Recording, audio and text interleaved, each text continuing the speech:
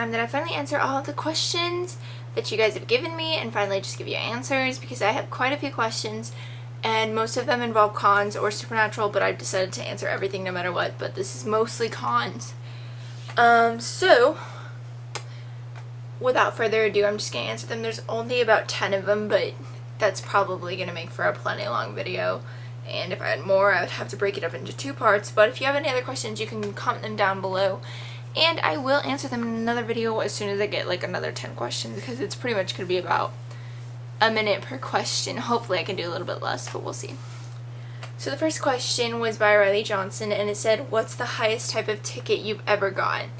So at conventions, the highest I've ever gone, and what I usually go, is silver.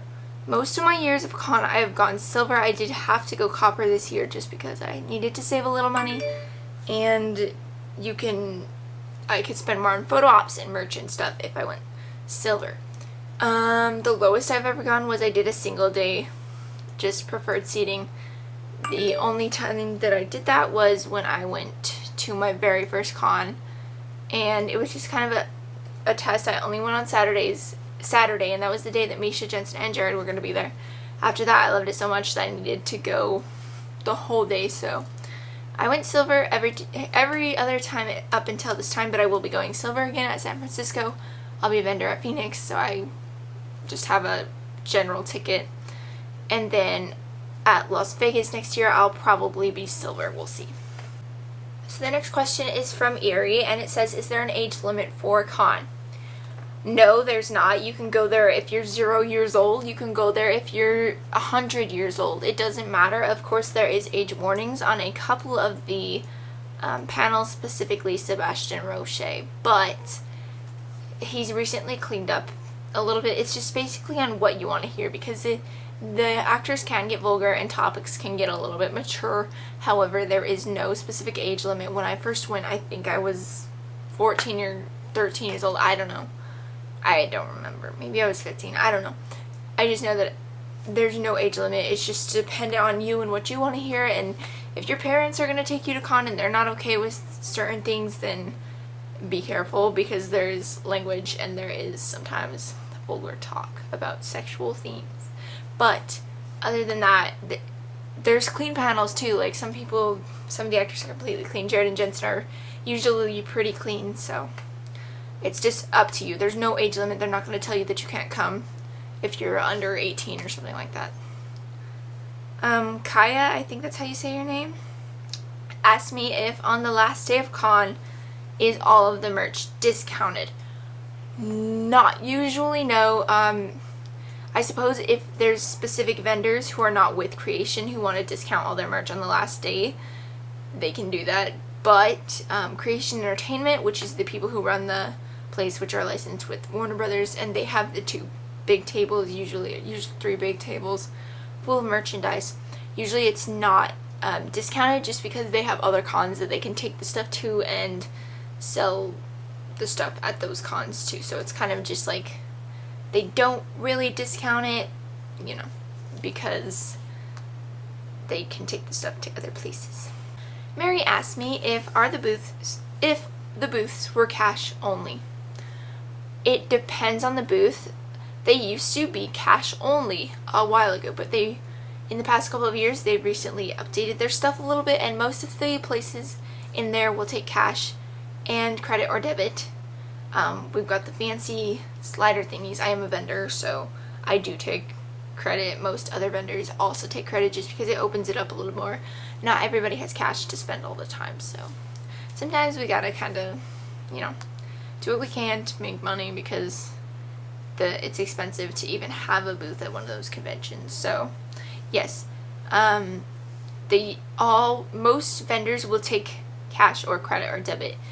Creation Entertainment takes credit and debit and cash, so you don't have to worry about that. Gravity Don't Mean Much to Me asked, what are some of the things you don't like about Supernatural? There is only one thing that I don't like about Supernatural, and it's not necessarily about Supernatural. I believe they're called Tin Hatter shippers. You can correct me if I'm wrong. This is a term that I've only recently heard, but I've known what they were for a while. It's people who will hate on the actors or their families because of certain ships aren't real. Like Danielle haters or Jen haters. There's people who say that Jen's babies aren't Jared's, which is ridiculous to me, but that's the only thing I don't like about this fandom. Like, about Supernatural. The show in general, there's nothing that I don't like. I think that everything is pretty much perfect, the way that it's done. And as someone who's taken plenty of film classes, I think they execute everything usually pretty perfectly, and the acting is wonderful, and everything's just great. Sometimes they have a bad guest star, but if it's someone who's only going to be on the show for like 10 minutes, does it really matter? Ashes of the Night asked me what are my top 10 TV shows. Believe it or not, I don't actually watch a lot of TV. I don't have time to watch a lot of TV.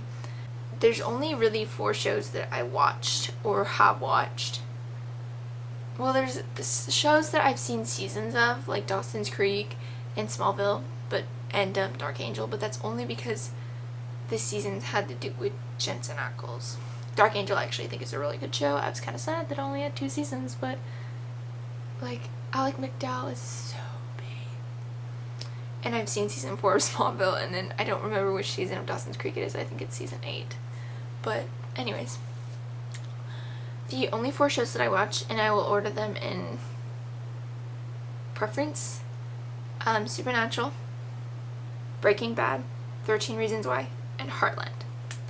It's so funny because all of those shows are so different from each other, but those are the only 4 shows that I really watch. I recently finished 13 Reasons Why.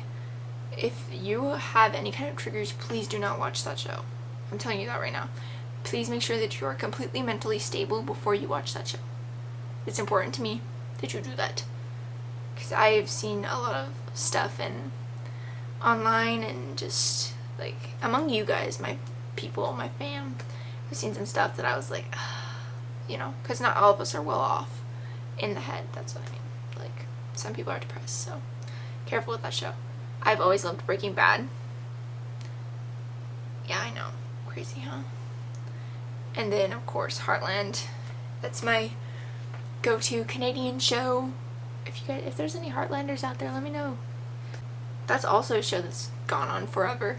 I believe they signed for season 11, so they're up there with Supernatural. They're the longest running whatever drama show in Canada, I believe, so Heartlanders, we got something. Lizzie Yornet asked, who was your favorite photo op and why? I don't have any particular favorite photo op moments. I love everyone that I've ever taken a photo with. Everyone's always so nice and so caring, and they're always ready to listen to you and just hear you out, do whatever pose you want. Everybody's so adorable and so perfect. But my all-time favorite person to get a photo with is Jared, by far. Jared is the most loving, big, teddy bear type guy that you will ever take a photo with. If you ask him for a hug, he is going to give you a hug times 10. That boy will pull you in and squeeze you tight. If you've seen my photo ops with Jared, and I believe that most of you have, I think I have another one coming up in Phoenix, so that's exciting. But if you guys have seen my photo ops with Jared, I am always like so squeezed up against his chest that I want to say that I never look good, but like I look like I'm hugging Jared, and that's a good thing. So like, he just hugs so tight. Not that I would ever complain about it. He's perfect, seriously. Wesley W. asked me, what do you think of Dean's childhood and his relationship with his brother as kids?